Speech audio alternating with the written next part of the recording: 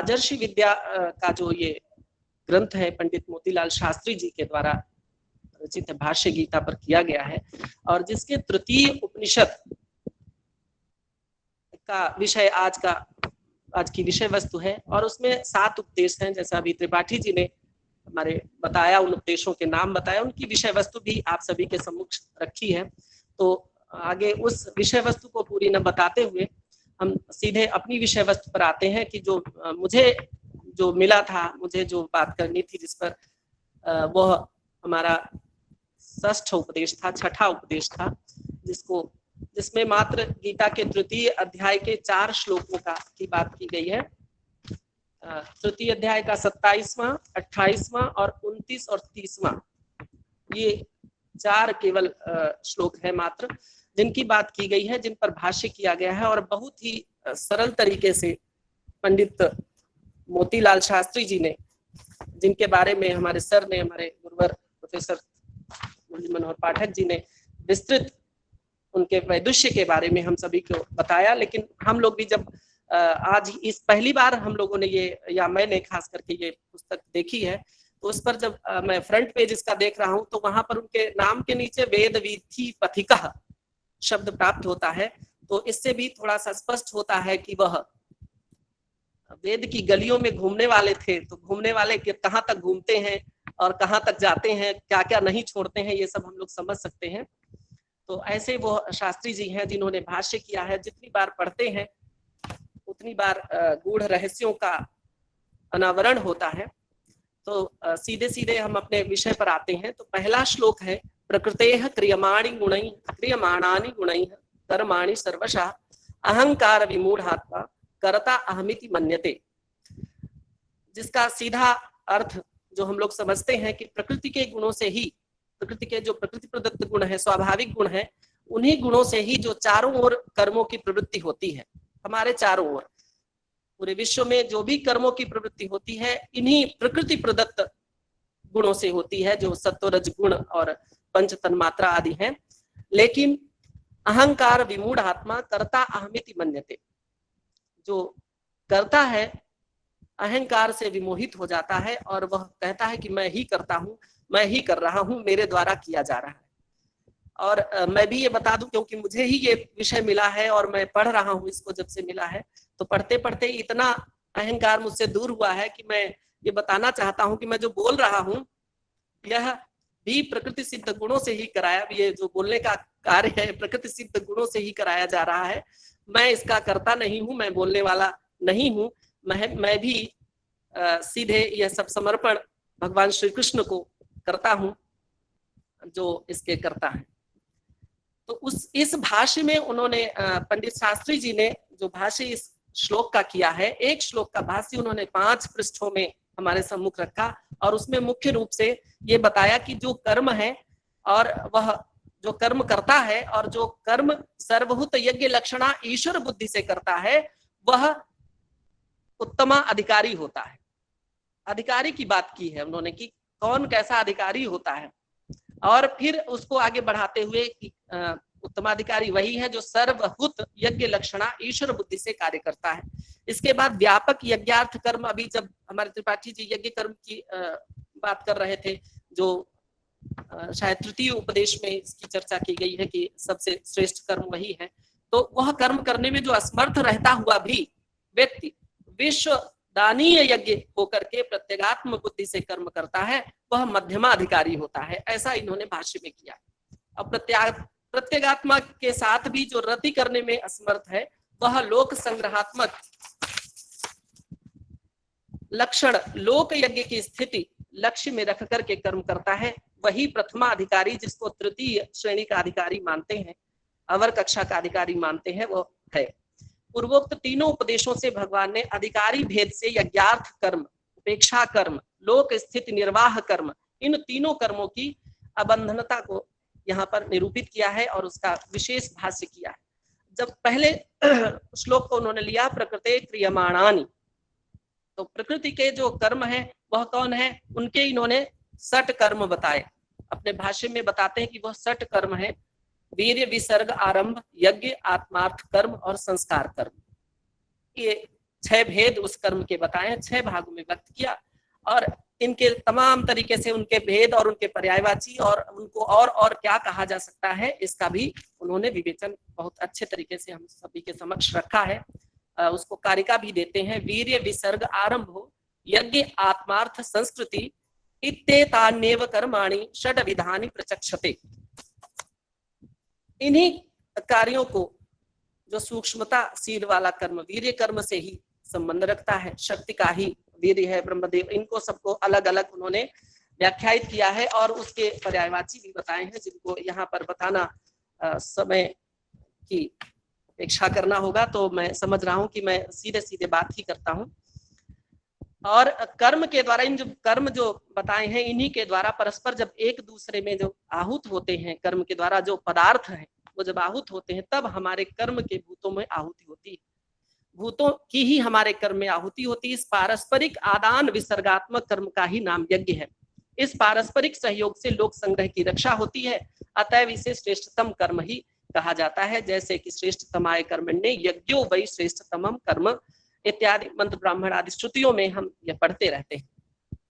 फिर कहते हैं कि आत्मा मन प्राण वांग्मय है। मन से इच्छा का उदय होता है और प्राण से कृति का उदय होता है। हम उल्टा थोड़ा सा पढ़ रहे हैं कि कहते हैं कि जो आत्म कर्म है वह कैसे उत्पन्न होता है उसकी ये स्थापना कर रहे हैं यहाँ पर कि आत्मा मन प्राण वांग्मय है। मन से इच्छा का उदय होता है और प्राण से कृति का उदय होता है, वाक से श्रम का उदय होता है। इच्छा कृति श्रम की समष्टि ही आत्मकर्म है। वीर्य विसर्ग आरंभ यज्ञ कोई सा भी कर्म हो सबका मूल ही आत्मकर्म ही है। बिना आत्मकर्म के दूसरे शब्दों में आत्मावयव भूत इच्छा तप श्रम के समन्वय के बिना कोई सा भी कर्म नहीं हो सकता। कर्म करने से आत्मा में संस्कारों का उदय होता है। यही सांस्कारिक कर्म का छठा विभाग भी बताया इन्होंने। इन्हीं कर्मों के संगरूप उक्त भाव का उदय होता है और इन्हीं सांस्कारिक कर्मों जाति आयु भोग भावों का उदय होता है। जब तक सांस्कारिक कर्म है तभी तक इतर पांचों कर्म है और सांसारिक कर्मों के उच्छेद होने से ही आत्मा का अतिक्रमण कर सर्वथा विमुक्त हो जाता है। इस प्रकार कर्म के अवान्तर 6 भेद भी बताए, वीर्य कर्म विसर्ग कर्म, और उनको अलग अलग इन्होंने बहुत अच्छी तरीके से व्याख्यायित किया है। उपनिषदों के उदाहरण भी देते हुए सिद्ध किया है। मुंडकोपनिषद में भी कहा है यह सर्वज्ञः सर्वविदस्य ज्ञानमयम तपः तस्मादेत तद ब्रह्म नाम रूपम न जायते। पुरुष कर्म नहीं करता है, जब वहां पर बताते हैं कि कर्ता हम इति मन्यते, जब हम ही मान लेते हैं हम ही करता है और लेकिन जो करने वाला है वो कोई और है, तो उसी को यहाँ पर स्पष्ट करते हैं कि पुरुष कर्म नहीं करता है, कर ही नहीं सकता। वह न ज्ञाता है, न करता है, न कारण है, क्योंकि पुरुष ज्ञान मूर्ति है, कर्म मूर्ति है। जिनमें ज्ञान प्रतिष्ठित रहता है वह ज्ञान व्यापार करता हुआ ज्ञाता कहलाता है, जिसमें कर्म प्रतिष्ठित रहता है वह कर्म करता हुआ कर्ता कहलाता है। ज्ञानवान ज्ञाता है, कर्मवान करता है। जो स्वयं ज्ञान कर्म है वह न ज्ञाता है और न करता है। तब यहाँ पर प्रकृति की स्थापना करते हैं कि प्रकृति पुरुष के ज्ञान से ज्ञानवती बनती है, जो अपने गुणों से कर्म करती है। उसके बात करते हैं कि कर्मवान करता है, जो स्वयं पुरुष के कर्म से कर्मवती प्रकृति बनती है। फलतः प्रकृति का ही ज्ञातृत्व और कर्म कर्तृत्व सिद्ध होता है। जानती है प्रकृति और प्रकृति ही करती है। इसीलिए ज्ञान जनित भावना संस्कार एवं कर्म जनित वासना संस्कार से पुरुष सर्वथा पृथक रहता है। अब ध्यान रहे वैभव पुरुष का ही है। उसी बात को वह श्वेता श्वेत्रोपनिषद का भी एक मंत्र लेकर के सिद्ध करते हैं और बाद में सबसे अंत में बताते हैं, कहते हैं, स्पष्ट करते हुए कहते हैं कि प्रकृति पुरुष की इस पीड़ा के रहस्य को समझ लेना, बंधन मुक्ति के रहस्य को ही समझ लेना है। और उसी को जब कर्म मैं नहीं करता हूं, यह जब अभिमान नष्ट होने का उपाय बताते हैं कि अभिमान जब विमोहित हो जाता है वो कैसे नष्ट होगा, उसका उपाय अगले श्लोक में बताते हैं कि तत्त्ववित्तु महाबाहो गुण कर्म विभागयोः गुणा गुणेषु वर्तन्त इति मत्वा न सज्जते। इसी का जो उपाय है दूसरे श्लोक में बताया कि जो गुण कर्म विभाग के तत्व को जानने वाला है, गुण और तत्व के विभाग के गुण कर्म के विभाग के तत्व को जानने वाला है। गुण अर्थात कार्य गुण, और गुणों कारण गुणों में रहते हैं, यह समझ जाता है, वह गुण कर्मों में आसक्त नहीं होता है। इसकी विशद व्याख्या करते हुए उन्होंने हमें भाष्य प्रदान किया है, जिसको थोड़ा सा यहाँ पर देंगे। इसमें भी उन्होंने श्रीधर स्वामी और श्री मधुसूदन सरस्वती जी का और नीलकंठ जी का भी मत प्रस्तुत किया है, और कहते हैं कि उक्त व्याख्याताओं के पाठकों, उस व्याख्याताओं की व्याख्याओं के पाठकों को विदित हुआ होगा कि प्रायः सभी व्याख्याता केवल शब्दों के जाल में उलझे रहते हैं। गुण कर्म क्या है, क्या पदार्थ है, तत्व क्या, स्वरूप क्या है, यह किसी के बतलाने की कृपा नहीं की। कोई व्याख्याता विभाग शब्द को आत्मा का वाचक मान रहा है, किसी की दृष्टि में विभाग शब्द अर्थ व्यर्थ ही है, विभाग शब्द व्यर्थ ही है। किसी व्याख्याता की दृष्टि में गुणमयी प्रकृति मिथ्या ज्ञानात्मिका है। सीधे सीधे मधुसूदन सरस्वती जी की बात उन्होंने उठाई है इस बात को लेकर के। कहते हैं प्रकृति पुरुषम चैव विद्धनादि उभावपि इत्यादि रूप से अनादि शब्द का प्रयोग करते हैं। जिस प्रकृति के गुण कर्मों को भगवान तत्व मान रहे हैं, व्याख्याता की दृष्टि में वही अनादि प्रकृति एवं प्राकृतिक गुण कर्म तत्व मिथ्या ज्ञानमय है।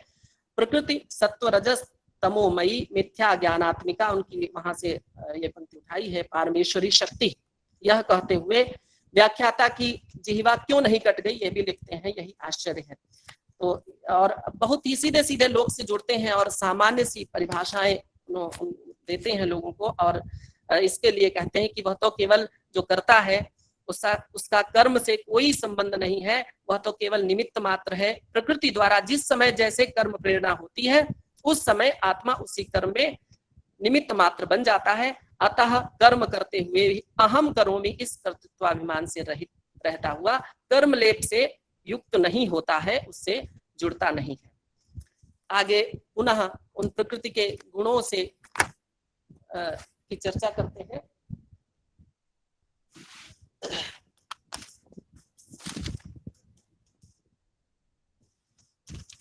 तीसरे श्लोक में प्रकृतेर गुण सम्मूढ़ा सज्जनते गुणकर्मसु तान कृष्ण विदो मंदान कृष्ण भिन्न विचालय।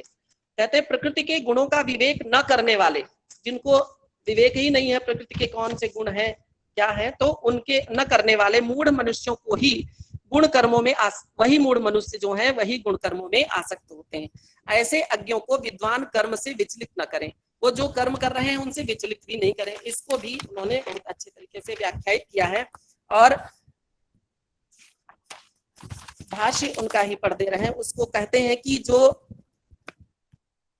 यदि क्या न करें कि जैसे वो कह रहा है, अरे अरे तुमने ऐसे ये क्या कर दिया, बड़े पतित हो, बड़ा बुरा कर्म कर रहे हो, तुम्हारा सर्वनाश हो जाएगा, ये क्या कर रहे हो, इस तरीके का उन्होंने करने के लिए मना किया है। इस प्रकार भर्त्सना की तो सुधार तो उसका कुछ होगा नहीं, ये भाष्य वो करते हैं। बहुत सामान्य सरल सी बात जो हमारे बीच की बात वो कर रहे हैं, कहते हैं इससे उसका कोई सुधार नहीं होगा, और सबसे बड़ी आश्चर्य की बात यह हो जाएगी कि वह तुम्हारा शत्रु बन जाएगा, तुमसे शत्रुता मानने लगेगा, और वह बहुत ही परेशान हो जाएगा तुम्हारी बातों से। इस प्रकार इस मंद विचलन से तुम लोक संग्रह के शत्रु बन जाओगे। तो तुम लोक संग्रह करने चले थे और करने कुछ और लगोगे। तो तुम्हें स्मरण रखना चाहिए कि मनोविज्ञान सिद्धांत के अनुसार प्रत्येक व्यक्ति अपने कर्म को उत्कृष्ट समझा करता है। कोई भी व्यक्ति जो भी काम करता है वो नहीं सोचता है कि मैं बुरा कार्य कर रहा हूँ, मैं अच्छा ही कार्य कर रहा हूँ, यही समझ करके वह कार्य करता है, और तभी तो उसकी कर्म में उस कर्म में प्रवृत्ति होती है। यदि वह उसे बुरा अनुचित समझे तो उस ओर प्रवृत्ति ही नहीं होगा। तुम उसकी सहसा भर्त्सना करोगे तो वह भी रुष्ट हो जाएगा या कर्म छोड़ बैठेगा। हम तो अब कुछ लोग कहते नहीं नहीं हम तो ऐसा करेंगे, समझाओ तब भी वो कहते नहीं मुझे तो ऐसा ही करना है, बड़े हमको ज्ञान देने वाले आए हैं, अपना तो कुछ जानते नहीं, अपना कुछ पता नहीं, हमें भी समझा रहे। यह कहता हुआ उस अभिमान से निवेश पूर्वक अधिक शक्ति से उसी कर्म में प्रवृत्त हो जाता है। और ऐसी दशा में प्रत्येक बुद्धिमान का यह कर्तव्य होना चाहिए कि वह मूर्खों को सहसा उनके अभिलषित कर्मों से विचलित न करे।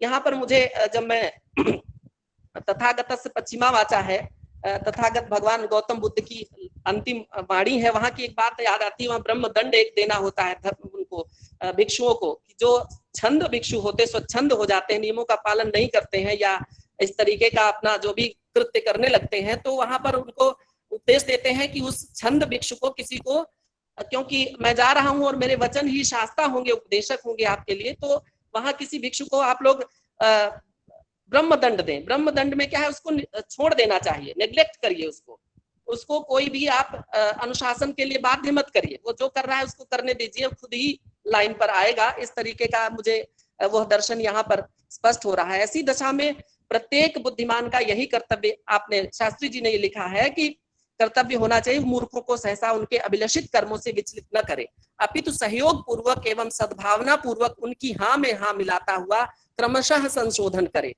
धीरे धीरे वह उसको लाइन पर लाए। तात्पर्य यह है कि प्रकृत उपदेश उन मंत्रों के लिए प्रवृत्त हुआ है जो कि तत्व विवेक करने में असमर्थ है। पहले तो भगवान ने इन्हीं को साक्षात रूप से लक्ष्य बनाकर उन्हें आदेश दिया कि भाई तुम भला बुरा कुछ भी करते हो, परंतु इन कर्मों में मैं करता हूं, करो, तुम्हारा कल्याण हो जाएगा। संशोधन सत्य भी है, शिव भी है, सुंदर भी है, किंतु हमारे जैसे कितने एक ऐसे भी ढोंढ हैं कि जो उक्त संशोधन का अभ्यास ही नहीं करते, उनकी अहंता तो कैसे ही नहीं छूटेगी। ऐसा सर्वथा मंदों का उद्धार का क्या उपाय है, उनका उपाय पूछते कहते हैं।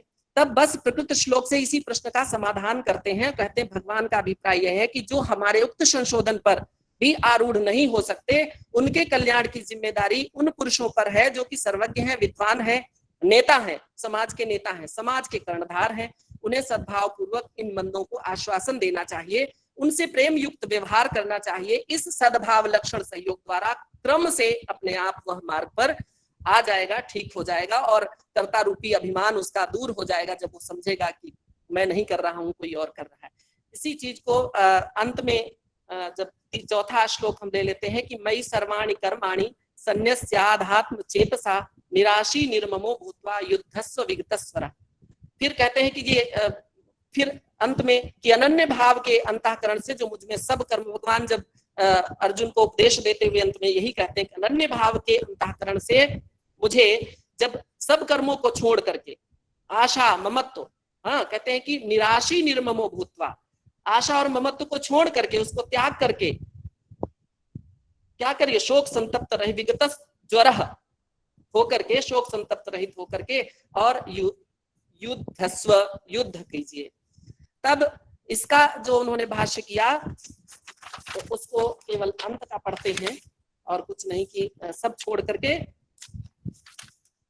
कि ऐतिहासिक दृष्टि से विचार करने के लिए कहते हैं कि इतिहास को यदि हम अपने प्रधान मानते हैं, अपने इतिहास को प्रमाण मानते हैं, तो प्रकृत श्लोक का सीधा सा अर्थ यही है कि अर्जुन इस समय तू और सब कुछ बातें भूल जा, जितना ज्ञान तुम्हें है। अभी बता रहे थे कि वो ज्ञान शील है, सांख्य की ओर प्रवृत्त है, तो वो कहते हैं जो भी ज्ञान है वो सब भूल जाओ।